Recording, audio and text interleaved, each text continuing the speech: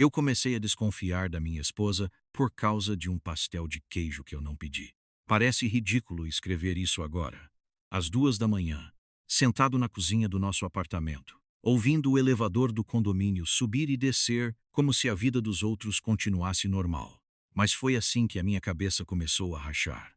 Um entregador do iFood chamou no interfone. O porteiro liberou, e quando eu abri a porta, o rapaz falou: "Boa noite, pedido da Camila", olhando para mim como se eu fosse o cara errado dentro da minha própria casa. Camila era minha esposa e ela estava no banho. O pedido tinha 2 pastéis, uma Coca Zero e um açaí pequeno com leite ninho, exatamente o que ela comia quando dizia que estava sem fome. Só que fazia 20 minutos que ela tinha me mandado mensagem do quarto dizendo que estava enjoada, que não queria jantar, que talvez fosse dormir cedo porque o salão tinha sido cansativo.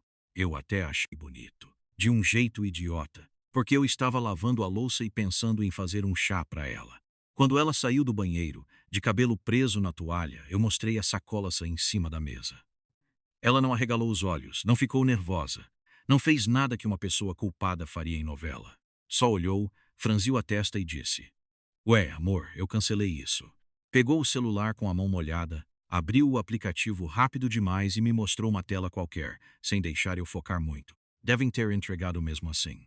Esses caras erram direto. Eu quis acreditar, de verdade.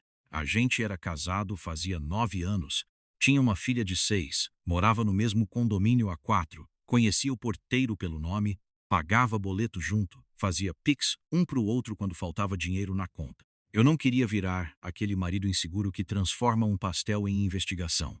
Então eu ri sem graça e falei: "Beleza, então vou comer." Ela respondeu rápido: "Não, deixa aí. Depois eu vejo." E foi nessa frase pequena, quase nada, que alguma coisa dentro de mim ficou em silêncio. Mais tarde, nossa filha entrou na sala, com o pijama da escola ainda meio torto e perguntou: "Papai, o tio Rafa vem amanhã de novo?" Camila estava sentada no sofá mexendo no WhatsApp. Ela travou por menos de um segundo mesmo. Depois sorriu para nossa filha e disse: "Que tio Rafa, filha? Você sonhou." E olhou para mim com uma calma que me deu vergonha de suspeitar. Mas eu não consegui parar de pensar que criança pequena não inventa nome com tanta segurança. No dia seguinte eu tentei agir normal, mas comecei a perceber pequenas coisas que antes passavam batido. A Camila sempre deixava o celular largado pela casa, em cima da pia, no sofá, até no banheiro enquanto tomava banho ouvindo música no YouTube.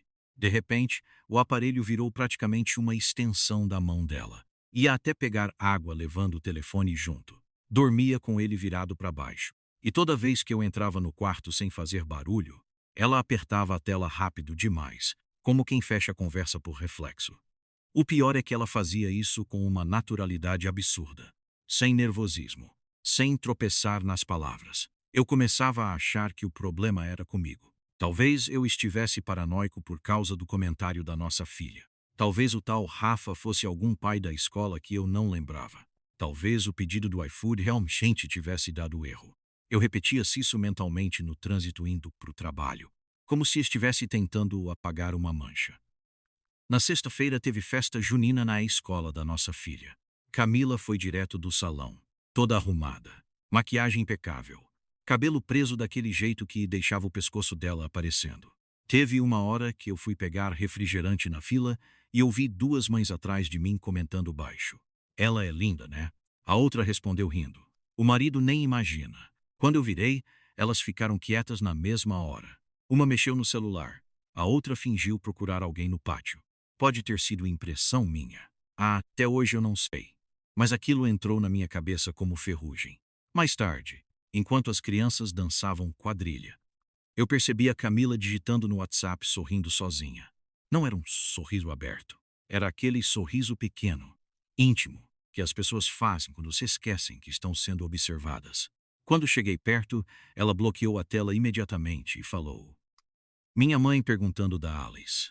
A sogra realmente mandava mensagem toda hora, então eu só balancei a cabeça. Só que minutos depois o celular vibrou de novo em cima da cadeira e apareceu uma prévia na tela antes dela pegar. "Chegou bem?" Sem nome salvo. Só o número. Ela pegou tão rápido que quase derrubou o aparelho no chão.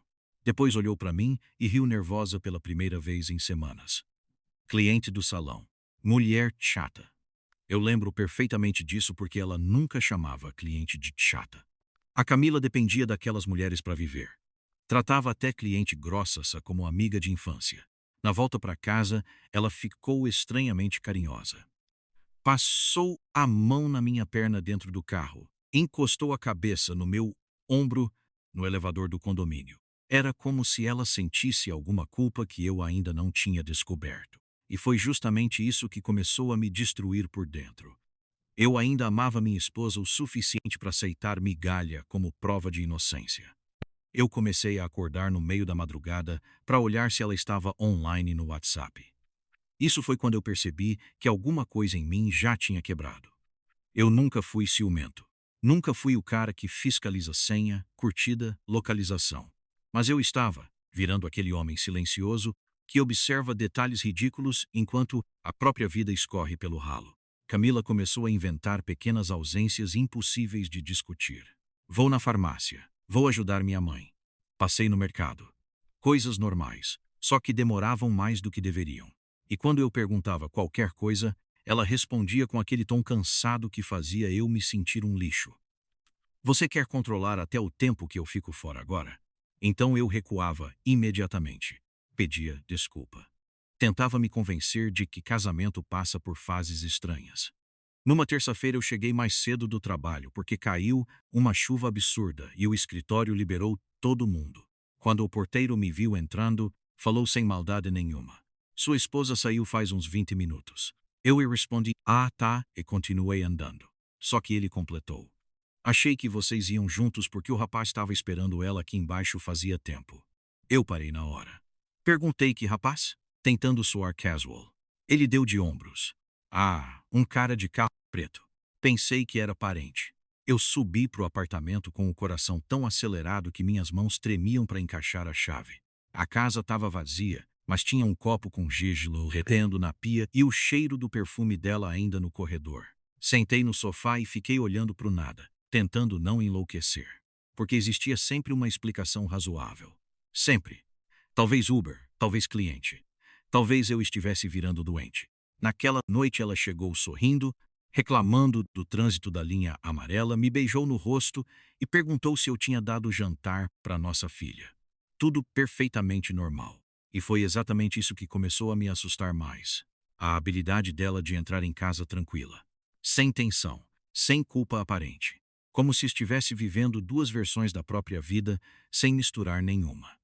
Depois que nossa filha dormiu, Camila deixou o celular carregando no banheiro enquanto tomava banho. Pela primeira vez, eu peguei o aparelho dela escondido. Meu estômago embrulhou na mesma hora, não por encontrar alguma coisa, mas porque eu me senti pequeno, humilhante. O tipo de homem que eu jurava nunca virar. Só que não tinha nada. Nenhuma conversa suspeita, nenhum contato estranho. Instagram limpo, WhatsApp normal, família, clientes, grupo da escola, salão. E o quase chorei de alívio e vergonha. Quando ela saiu do banho e me encontrou sentado na cama quieto, ainda molhado de culpa, ela sorriu cansada e perguntou: Tá tudo bem, amor? Eu lembro que naquela hora eu quis confessar que estava desconfiando dela. Quis pedir desculpas por ter mexido no celular. Mas antes que eu falasse qualquer coisa, o Apple Watch dela, largado na cômoda, vibrou acendendo sozinho. Apaga nossas mensagens. Na hora eu achei que tinha lido errado. Meu cérebro simplesmente recusou a frase por alguns segundos. O relógio vibrou de novo na cômoda enquanto o chuveiro continuava ligado. E eu fiquei olhando aquela tela pequena iluminada no escuro do quarto como se ela pudesse explodir. Apaga nossas mensagens. Seu marido já suspeita. Não tinha nome salvo, só o número. Eu peguei o relógio com a mão gelada e senti uma coisa física acontecendo dentro de mim, como se alguém estivesse apertando meu peito por dentro. Não foi raiva primeiro, foi vergonha. Uma vergonha funda, humilhante, difícil de explicar. Porque, naquele instante eu percebi que existia uma conversa inteira acontecendo paralela à minha vida, enquanto eu ainda estava preocupado em fazer chá para ela quando chegava cansada. O chuveiro desligou. Eu larguei o relógio exatamente na posição que estava e sentei na cama tentando respirar normal. Quando Camila saiu do banheiro enrolada na toalha, Cabelo molhado pingando no ombro, ela me olhou por 2 segundos e perguntou: Você tá branco? Tá passando mal? Eu queria gritar. Queria jogar o relógio na parede. Mas alguma coisa em mim congelou. Acho que eu precisava ouvir mais mentiras antes de aceitar a verdade. Então só balancei a cabeça e falei que devia ser dor de cabeça. Ela veio até mim imediatamente, encostou a mão fria no meu rosto e disse baixinho: Você anda muito estressado. Aquilo me destruiu mais do que qualquer confissão teria destruído. Porque ela parecia sinceramente preocupada comigo enquanto escondia aquilo. Na madrugada, quando ela dormiu, eu fui para o sofá da sala e fiquei olhando-os do condomínio pelo aplicativo que os moradores usam para entrada de delivery e visitantes. Nunca tinha aberto aquilo antes.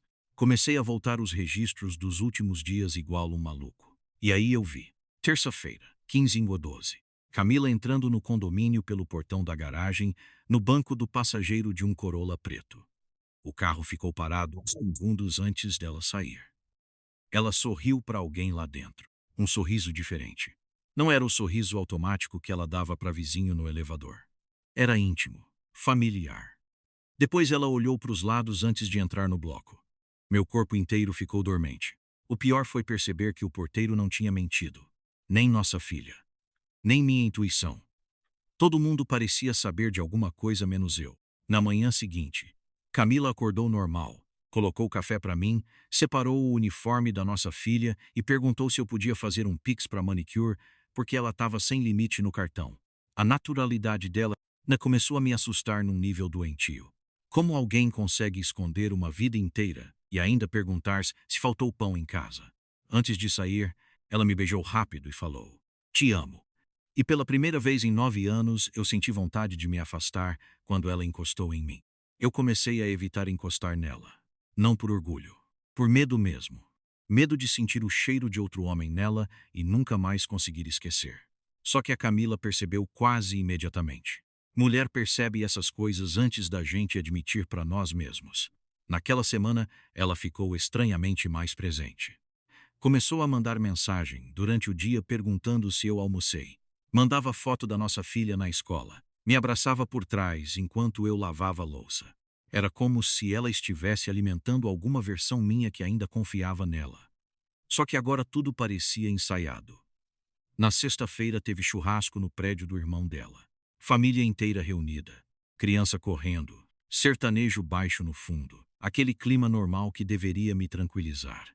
Mas eu não conseguia olhar para Camila sem lembrar da mensagem no relógio. Em vários momentos peguei ela mexendo no celular escondido perto da varanda. Sempre virava a tela quando alguém se aproximava. Teve uma hora que eu fui pegar gelo na cozinha e ouvi a cunhada dela falando baixo. Ele ainda não sabe? Quando me viram, ficaram em silêncio na mesma hora. A irmã da Camila mudou de assunto tão rápido que chegou a ser constrangedor. Meu coração afundou de um jeito horrível. Porque traição é uma coisa. Descobrir que talvez existam pessoas assistindo você ser enganado é outra completamente diferente. Mais tarde, já de noite, eu estava ajudando a recolher as cadeiras quando o celular da Camila vibrou em cima da bancada. Ela tinha ido levar nossa filha no banheiro. Eu nem pensei. Peguei o aparelho na mesma hora. Só apareceu uma notificação do banco. Pix recebido. Rafael A. R$ 400. Descrição Sotel. Eu fiquei olhando aquilo sem conseguir processar direito. Não era mais paranoia. Não era impressão. Existia um homem. Existia dinheiro. Existia um hotel. Meu corpo começou a tremer inteiro. E mesmo assim eu ainda tentei achar explicação. Talvez ela tivesse dividido o quarto com amiga. Talvez fosse outra coisa. Talvez hotel fosse qualquer piada interna idiota. O ser humano faz coisas humilhantes para proteger a própria vida da verdade. Quando ela voltou do banheiro e viu meu rosto, ficou imóvel. Foi a primeira vez que eu vi medo nela de verdade. Por que você tá mexendo no meu celular? Eu mostrei a tela sem falar nada. Ela olhou rápido, respirou fundo e respondeu quase imediatamente. Isso é do aniversário da Juliana mês passado. Eu reservei umas coisas e ele me devolveu. Tudo rápido. Limpo. Sem tropeçar. Quem é Rafael? Amigo do marido dela. Eu fiquei encarando a Camila e percebi uma coisa assustadora. Ela já tinha mentido tantas vezes que as respostas saíam prontas. Não parecia improviso. Parecia treino.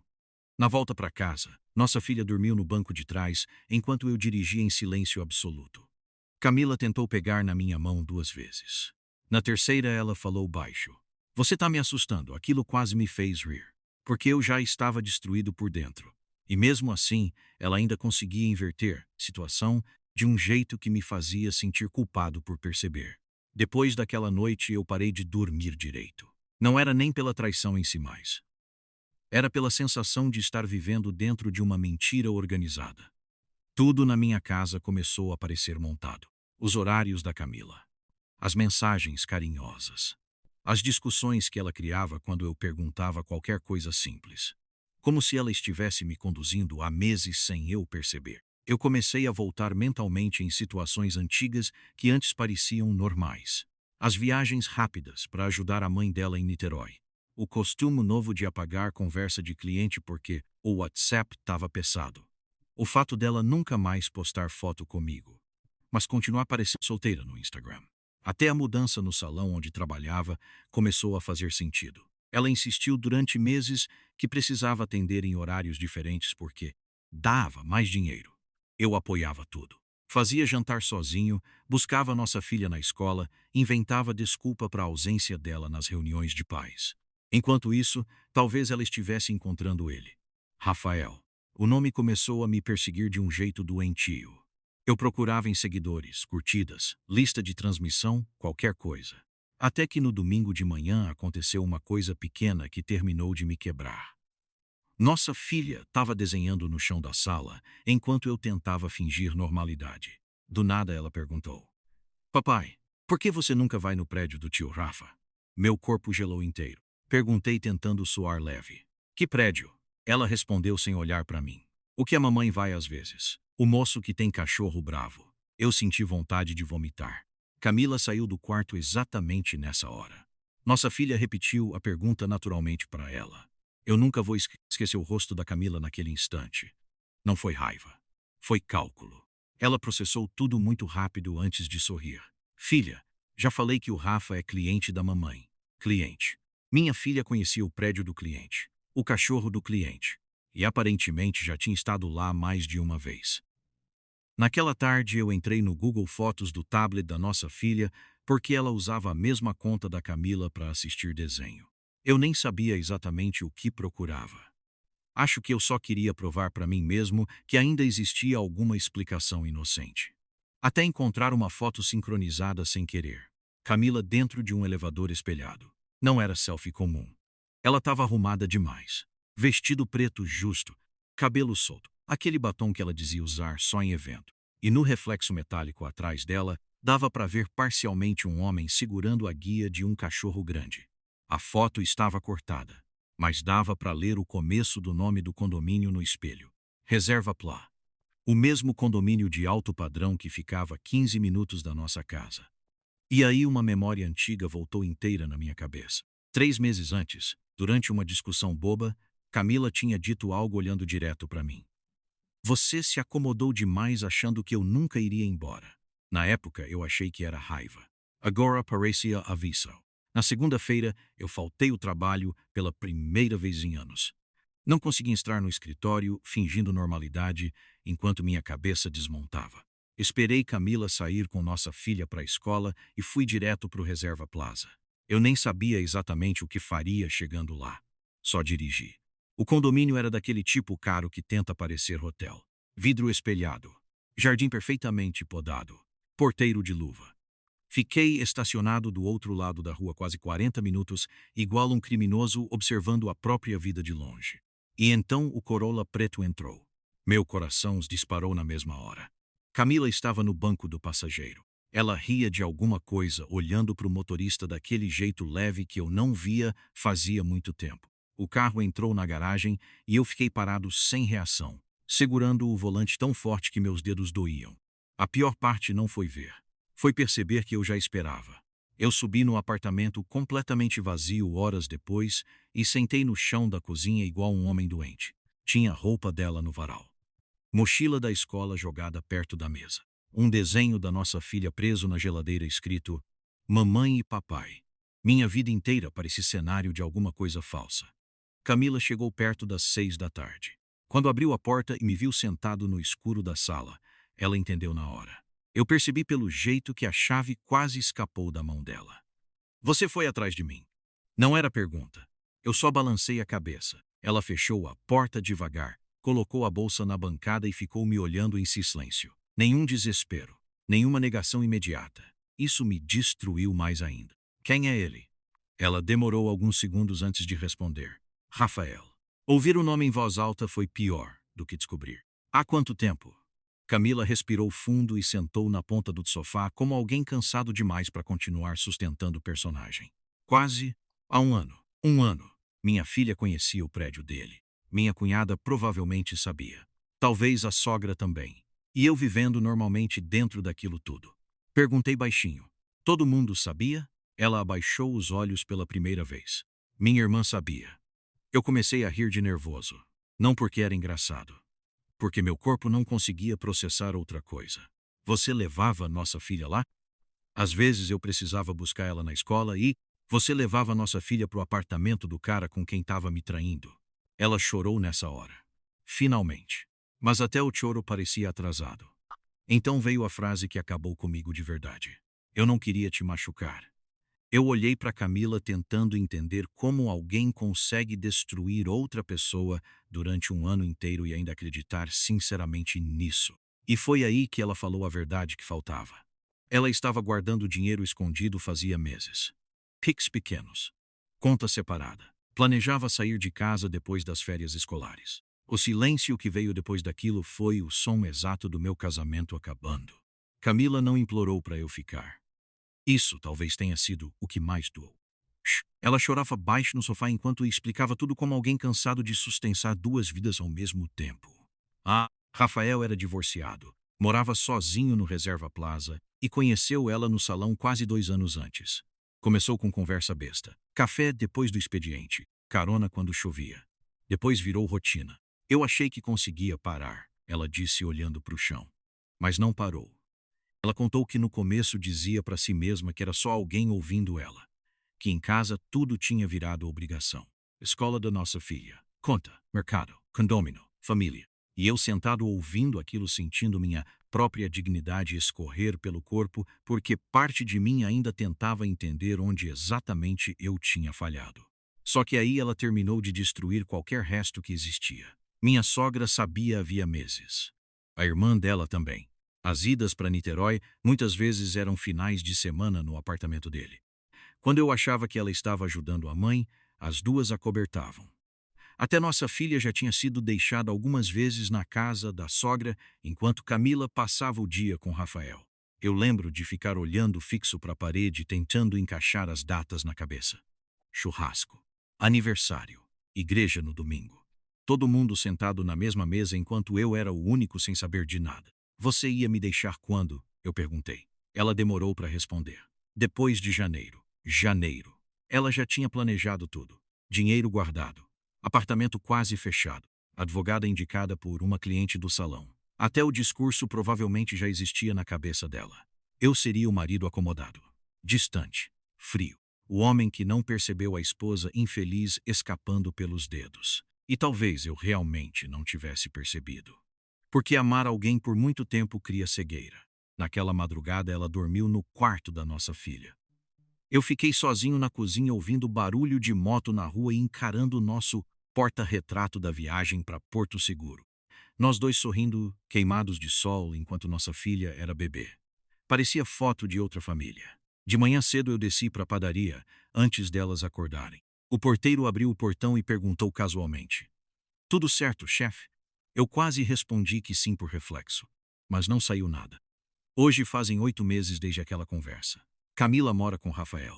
Nossa filha passa metade da semana comigo. A sogra nunca mais teve coragem de olhar nos meus olhos. E eu ainda paro às vezes no estacionamento do condomínio depois do trabalho, sem vontade de subir, porque existe uma versão minha que morreu dentro daquele apartamento e eu acho que ela nunca desceu de lá.